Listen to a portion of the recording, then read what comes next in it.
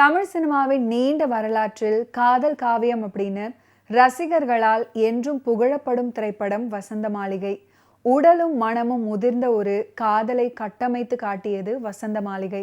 கட்டபொம்மனாக கர்ஜித்த சிவாஜி கணேசன் அவர்கள்தான் மயிலிறகால் வருடுவது போல் மிகவும் மென்மையாக லதா அப்படின்னு அழைத்து பரவசப்படுத்துவாரு. சிவாஜி அவர்களின் அருமையான நடிப்பில் வெளியான தலை சிறந்த 10 படங்கள்ல இந்த திரைப்படமும் ஒன்றாகும்.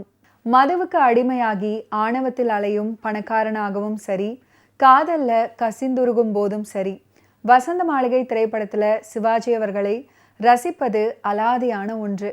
சிவாஜி அவர்கள் குடிப்பதை தடுக்கும் கதாநாயகியின் மண்டையை உடைத்து விடுறாரு. கோப்பையில் கதாநாயகி ரத்தத்தை நீட்டும் வேளையில் தன் தவறை உணர்ந்து பரிதவிக்கும் காட்சியில வெவ்வேறு முகபாவனைகள் வெளிப்படுத்தியிருப்பாரு. சிவாஜி அவர்களின் முகபாவனைகளையும் விழி அசைவுகளையும் தமிழ் சினிமா ரசிகர்கள் சொக்கி போய் கிடந்தார்கள். காதல் மட்டுமல்ல, தன்மானமும் சுயமரியாதையும் கூட முக்கியமே அப்படின்றதை நாயகி கதாபாத்திரத்தின் மூலம் எடுத்து காட்டியது இந்த திரைப்படம். இந்த திரைப்படம் வாணிஸ்ரீயின் திரையுலக வாழ்வில் மிகவும் அரிதினும் அரிதான ஒரு திரைப்படம். விமான பணிப்பெண்ணான வாணிஸ்ரீ சிவாஜி அவர்களின் தனிப்பட்ட செக்ரட்டரியாக இதுல நடிச்சிருப்பாங்க. சிவாஜி அவர்களோட வாழ்க்கையில் அவர் வந்ததும் பகலில் கூட குடிக்கும் அவர் குடியை நிப்பாட்டுவாரு.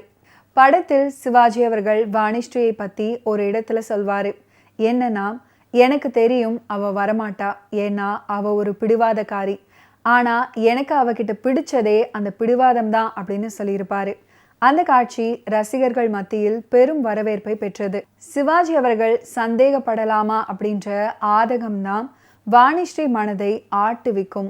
வாணிஸ்ரீயின் சுய கௌரவம் அன்புக்காக மண்டியிடுமே தவிர பணத்துக்கோ ஆணவத்துக்கோ மண்டியிடாதுன்னு புரிய வச்சது கிளாசிக் டச்சா இருக்கும்.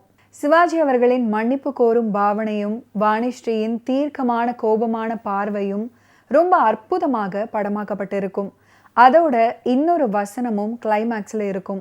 வாணிஸ்ரீக்காக வசந்த மாளிகை கட்டி அதுல அவளோட பிம்பத்தை கண்ணாடிகள்ல பார்க்க சொல்லி தன் மன கண்ணாடி எங்கும் அவள் பிம்பம் தான்னு உணர வச்சிருப்பாரு சிவாஜி அவர்கள். ஆனா ஒற்றை சொல்லால எல்லாம் கெட்டது மாதிரி அவரே எல்லாத்தையும் கெடுத்துக்குவாரு. அதுக்கப்புறம் வாணிஸ்ரீக்கு இன்னொரு இடத்துல திருமணம் நிச்சயமாகும். அதை கேட்டு நிலை கொள்ளாமல் வருத்தத்தோடு இருக்கும் சிவாஜி அவர்கள் விஷத்தை குடிச்சிருவாரு. அவர் வசந்த மாளிகைக்கு போன செய்தி கேட்டு மணமாலையோடு வாணிஸ்ரீ ஓடி வருவாங்க.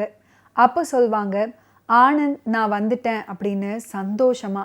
அப்ப சிவாஜி அவர்கள் சொல்லுவாரு, நீ வந்துகிட்டே இருக்க, நான் போய்கிட்டே இருக்கேன்னு.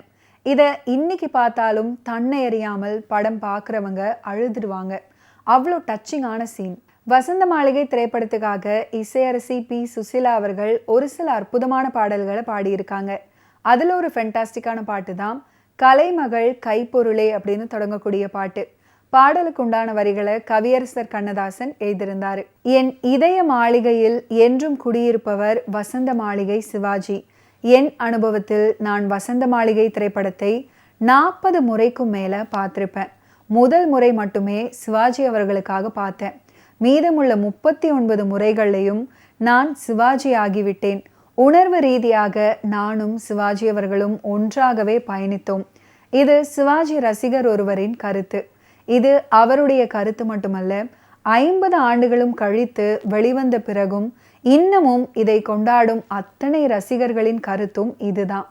புதிய திரைப்படங்களே 1 வாரங்களுக்கு மேல ஓடுறதில்லை.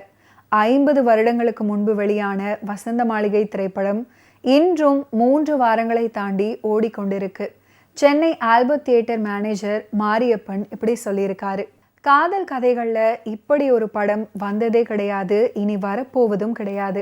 ஓகே வியூவர்ஸ், இன்னைக்கு நிகழ்ச்சியில நடிகர் திலகம் சிவாஜி கணேசன் அவர்களுடைய ஃபிலிம் கெரியர்ல நடந்த பல இன்ட்ரெஸ்டிங்கான விஷயங்களை நீங்க பார்த்து தெரிஞ்சிருப்பீங்க. மீண்டும் அடுத்தடுத்த எபிசோட்ஸ்ல சந்திப்போம். நன்றி, வணக்கம்.